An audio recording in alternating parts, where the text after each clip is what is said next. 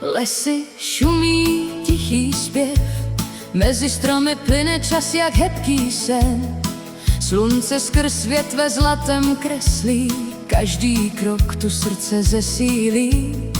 Procházka lesem, to je dar, mech pod nohama, vzduch voní. Ptáci zpívají svou píseň tichou a vítr hladí duši tvou.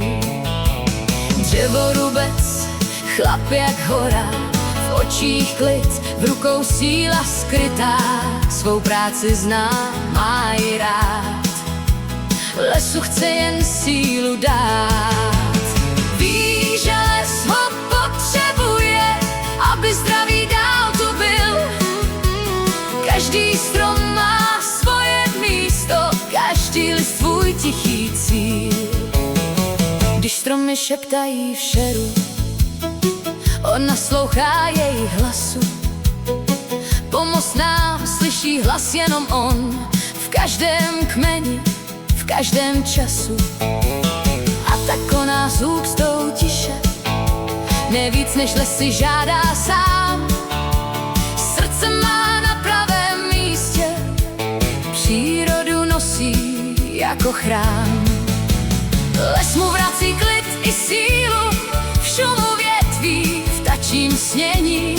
Kdo má rád tuhle krásnou chvíli, ten ví, co je opravdové žití. Když po práci domů kráčí, kroky měkké mysl snáší.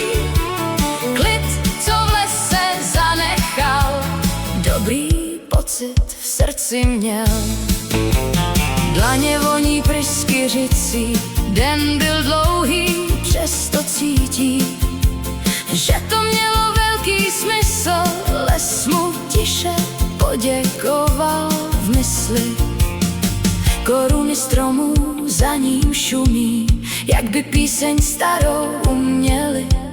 Děkujeme, vítr nese v každé větvi, v každém lese.